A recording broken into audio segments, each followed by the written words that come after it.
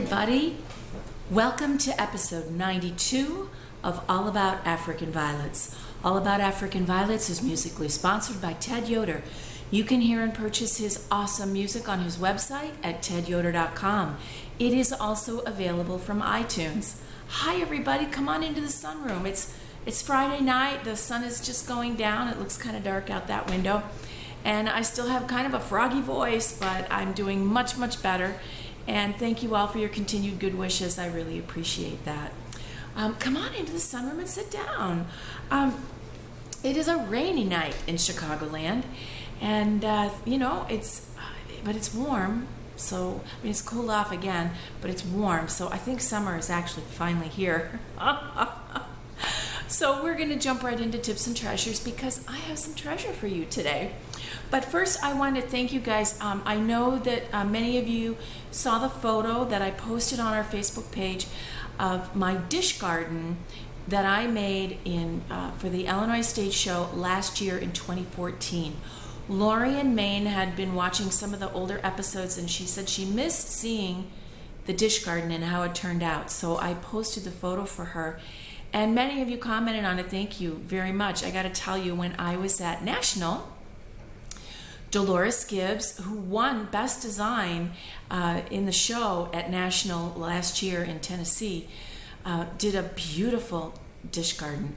You guys know I'm not a big designer, but if I'm going to try anything, it's usually going to be a dish garden of some sort.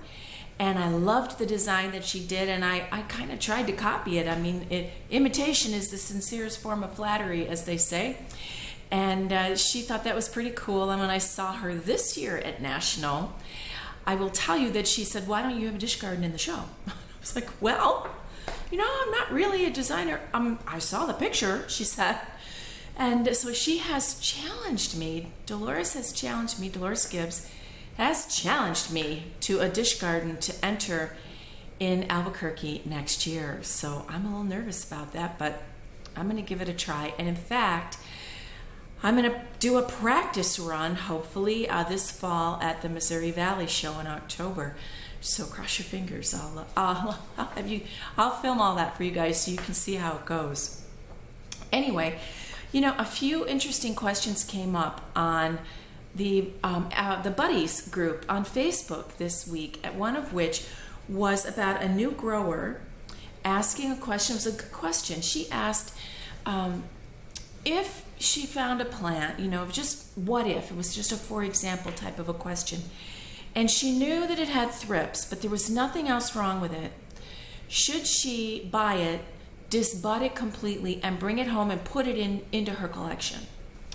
And of course, this generated a whole lot of comments. But it's a really good question. And I did comment on it. I threw my 2 cents in. And because the subject of thrips obviously comes up in this because she's asking about thrips. And then the topic of INSV came up because of the vector of the thrips being a vector. And I had given her a link. I posted in the group a link to episode 19. It's a long time ago, you guys. We're on episode 92. But it was the episode of the podcast where Joyce and Kent were here. And they sat down with me here in the sunroom, and we just pretty much talked for about 40 minutes. And one of the topics we covered at that time was INSV. And I thought it would be helpful. And if any of you are interested in seeing that, it's episode 19. And that brought up another comment. Someone asked, has there been any updates to the INSV problem since 3 years ago when that podcast was posted? And so I said I would check, and I did check. I checked with Kent Stork, and he said that really he had not heard much about it at all in the following years. So I think people are taking really good precautions and working carefully, beg your pardon, to be preventive and be, on top of that. But also, Jeff Hubbard, hi Jeff, posted a great link to, I believe it's a document from his local extension or from a local university. He's in Texas. And I will post that link for you guys in the show notes because it's very interesting and you might want to read it. So anyway, So it's time for that treasure that I mentioned to you. You guys have been awfully patient in this last month of shows, and I'm going to take you to National today. I'm not going to take you to the show yet, though. You got to wait a little bit longer for that. But today, I'm going to take you in a series of clips behind the scenes at National. I'm going to take you behind the scenes in the commercial room, the sales room, meaning the sales room. I'm going to take you behind the scenes in the showroom. Bill Foster gave permission for me to stand up front of the room and do an overview pan while the judges were still judging. That's a pretty big deal, you guys. So Bill, if you're watching, thank you so much for that. And you know, I've got a couple of other things that you'll be able to see behind the scenes. So take a look.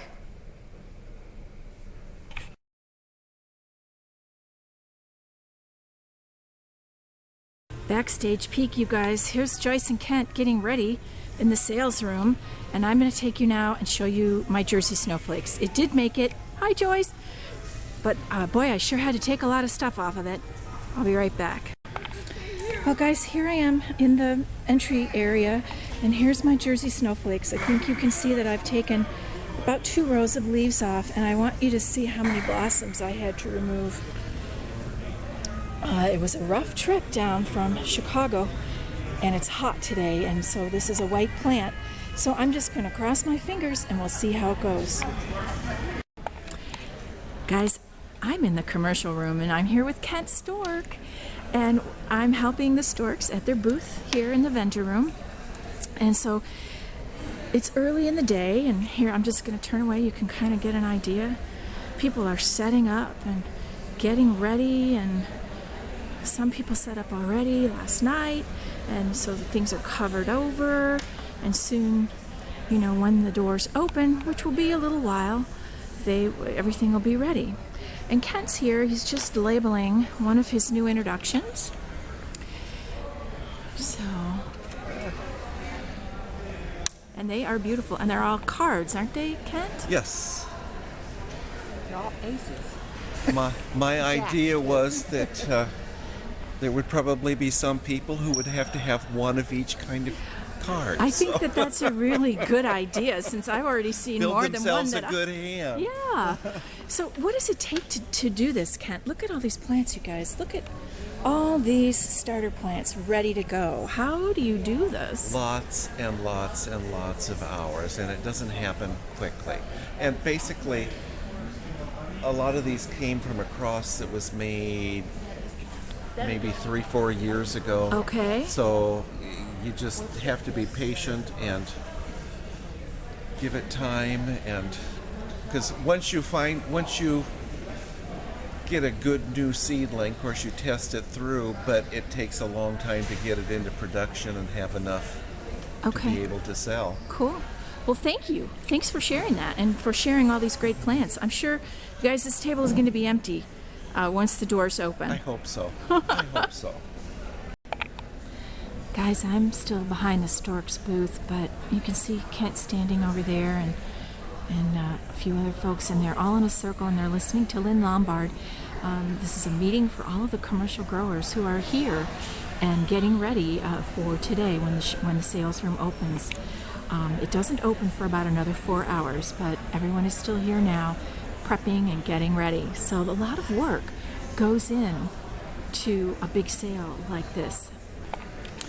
Guys, this is behind the scenes again, and there's our current AVSA president, John Carter, working away. There's Joe Bruns, and these guys are here. The show is over there behind that curtain, and the judges are judging now, and they'll be entering things into, Joe will be entering all of the results, and things come in, and they enter them into first class, and then that's how the show gets all put together.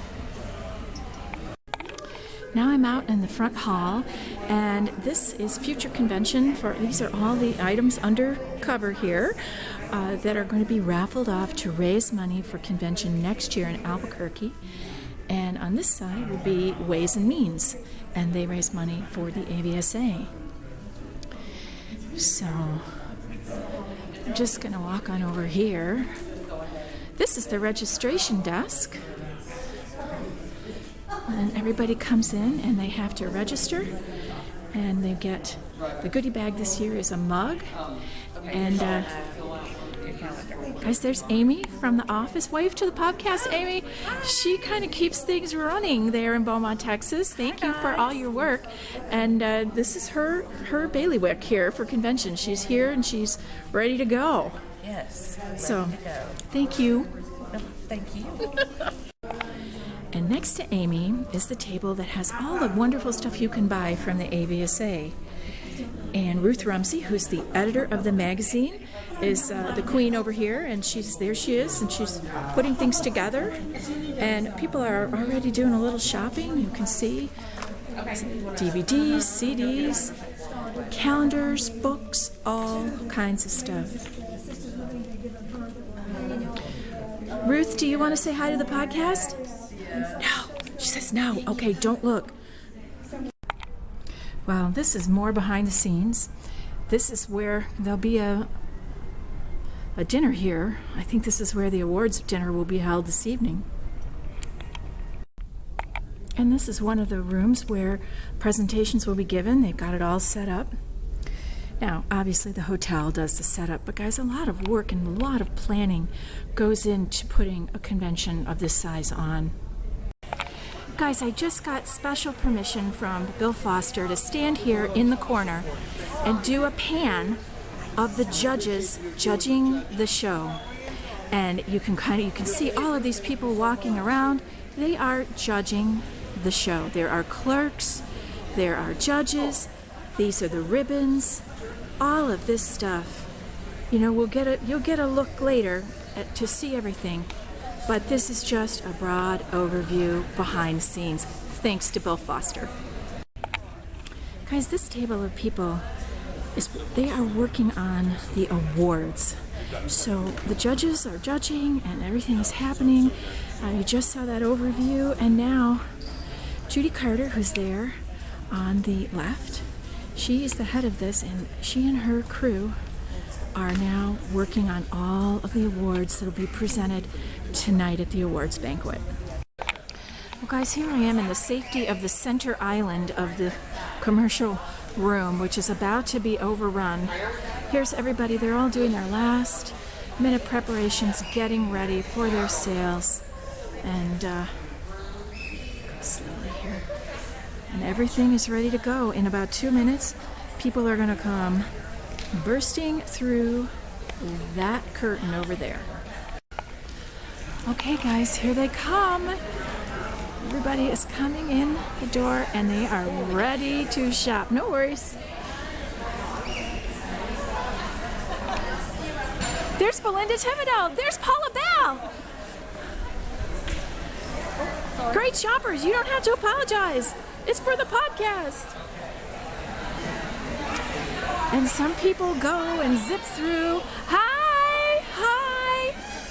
Wave hi to the podcast.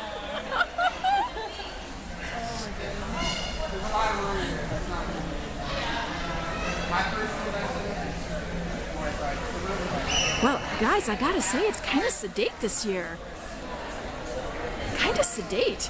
People are kind of just strolling in and doing their shopping, and it's pretty simple. I was ready for the big crazy crush, but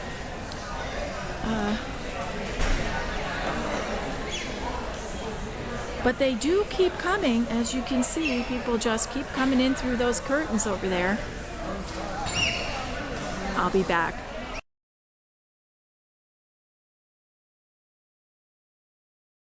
I hope you enjoyed that. I hope you enjoyed seeing it. And I hope you enjoyed me being able to point out a few people to you, so you can kind of have a face to put with a name, some of the names you've seen or heard before. And I did want to tell you that the reason that when everybody came running into the sales room this year, and I said, gee, it doesn't look like a lot of people. We all of us realized afterward that the reason it didn't look like a lot of people was that the commercial sales room this year was absolutely gigantic, and there was a ton of space, in between. We weren't jammed into a ballroom. In fact, remember last year in Tennessee, we were in 3 different ballrooms, and or meeting rooms where the commercials were all kind of, tucked in tight together. We had this great big room, and so that's why it didn't look quite as overwhelming as it has in years past. But it was still very exciting. It's always fun when everyone comes running in, and I'm so grateful to Joyce and Kent that they actually let me help behind their booth. I help sell plants and watch things for them when they need to be away, and so that gives me the opportunity to be able to film for you guys, behind the scenes like that. So I do hope you enjoyed it. So now it's time to take a look at what's on the stands, and I'm so glad that so many of you enjoyed the expanded look last week. And I think when you see it this week, it's always amazing to me how things can kind of go along and go along and go along, and then all of a sudden, whoom, they grow and things start moving and all the stuff starts happening. Well, that's what happened from last week to this week. So I think you'll notice a big difference. Take a look, and I'll see you on the other side.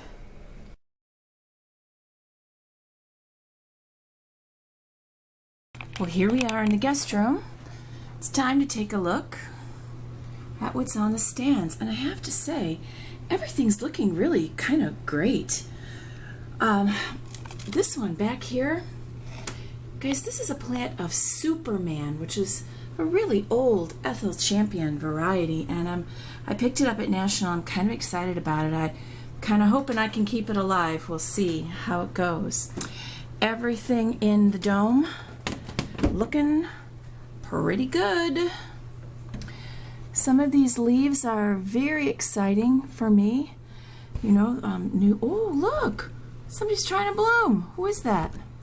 This is a crown that got restarted. Let's see. That is Rhapsody Ingrid. So, you don't really want her to do that right now. You're just seeing my hand there. Sorry, I'm taking these 2 blossom stalks off. There we go. All right, that's better. I don't think anyone else is blooming. And for some of these crowns, they are started now. Oops, that piece of that stalk is still there. And I got to figure out how to shift them out of here. I'm going to have to be rearranging a few things, I think, this week. Things are growing very well down here as well. Always nice to see Jersey snowflakes. And I'm very excited about, I guess I got to take the lid off. It's too shiny over the top there. Everything that's in here looks like it's picking up. And this plant that we thought was Mauna Loa, it's not. It's Red Mount Fuji. And I'm just waiting for these 3 center leaves. I'm waiting for a couple more leaves, and then those 2 outer leaves are going to go. And this one I'm very excited about. This is Paula's PB&J, and it is making a big start here in the Midwest for me. It's about ready to be on its own. It's firm in the pot.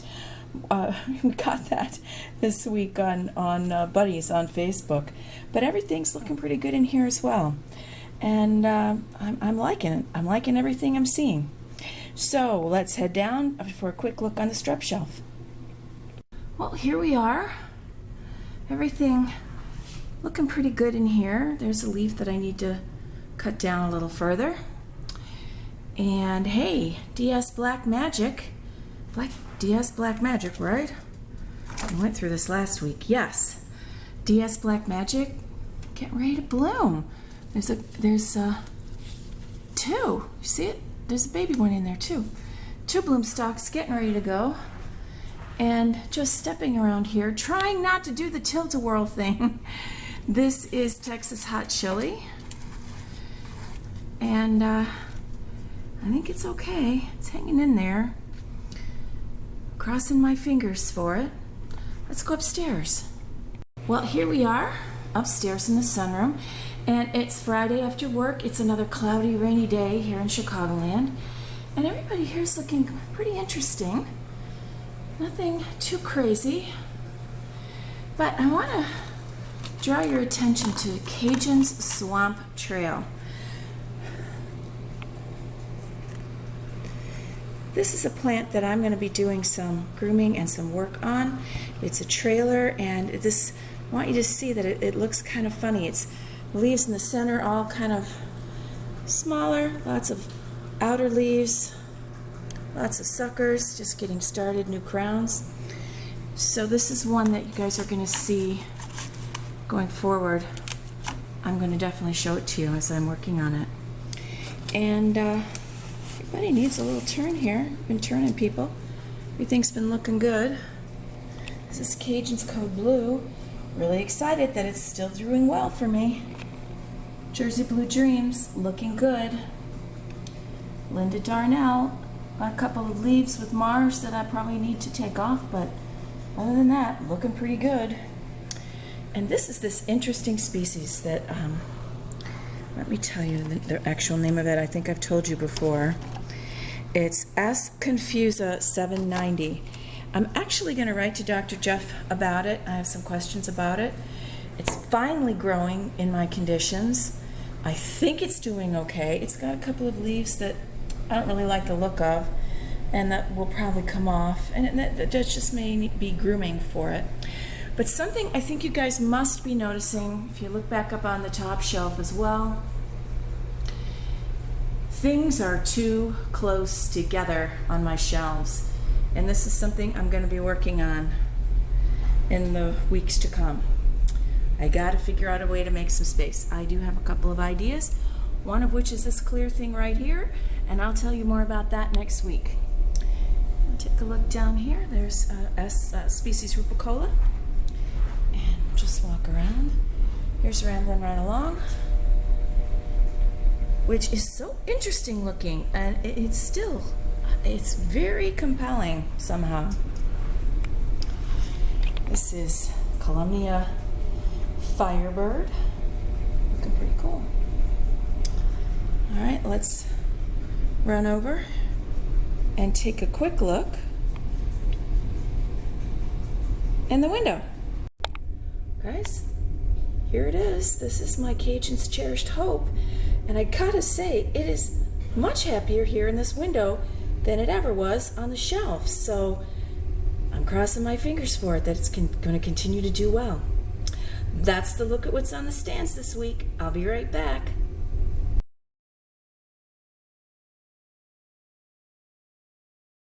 Kind of cool, huh? I mean, we got a strep that's coming into bloom. We had a crown that was just restarted that's already trying to come into bloom. And you could really see how crowded my shelves are. And I had another question this week from my friend Carol Lee Carter. She emailed me and said, Annie, I noticed that you have Egg Crate on your shelves. It's not, down in the tray, like some people use it in the tray where they mat water and they put the wicks through it and they have the mat underneath the Egg Crate. She said, why do you have it on the top of the tray? This is a trick that I learned from Diane Miller in Southern California. Hi, Diane. Hi, Carolee. If you guys are watching. If you have this is particularly important with a 2x2 stand, because you've got two trays right next to each other. And the bar in the middle where the trays meet is, about that wide. That's enough space for a lot more plants on a shelf. So what the Egg Crate does on a 2x2 shelf is expand the actual shelf space to really be 2x2, or maybe even a little bit more, because you get that whole middle. I'm touching, the stand is right here. I'm touching that stand, and it gives you that center piece. Because if a plant, you'll notice on some of the larger plants, like the trailers that are on the lower shelf on this stand, I don't have Egg Crate there because these are getting larger and larger, and they begin to be too close to the lights. And I did show you a clear plastic, looks like a bobbin, And I'm going to be experimenting with that this week. I've used one or two before to give myself a little extra space. I can only use them on the shelves that don't have egg crates. So, like I said, I think I'll be moving some things around in the week to come. We'll see how that goes. Anyway, it's time to get the bail money ready. And I have something I want to share with you a little bit early because you might want to plan for this. On my notes here, sorry. The Cincinnati African Violet Society, sorry guys, still coughing. The Cincinnati African Violet Society is sponsoring a judging school, and the judging school is going to be taught by Pat Hancock. So if you are anywhere in the Cincinnati area on Saturday, July 7th, the judging school will be held at the Bridgehaven Clubhouse in Milford, Ohio, and I will link to that in the show notes so that you can get the rest of the information. If you've been thinking that you might want to attend a judging school, maybe judging sounds like something you're interested in. You know, I'm sure I've shared this with you before. I never intended to be a judge. I went to judging school so that I could learn what the judges looked for in my show plants. And the next thing I knew, I was a judge. So Pat is I've heard she's a wonderful teacher, and this would be a great opportunity for you if you are anywhere near that area, or if you feel like traveling a little bit to get there. Maybe you need to renew your credentials. Pat would be a great teacher to hear. So anyway, it is time to keep moving forward. I'm starting to lose my voice, so I think it's a good time. I've been running my mouth here for a while. Sorry again. But thank you for joining me this week. I hope that you really enjoyed that look behind the scenes national. There is more national footage coming up. Don't worry. I'm kind of spacing it out so that we have some fun things to look at over the summer. I hope that you have a wonderful week. I hope that your days will be filled with all the things you love. Good growing. I'll see you next time.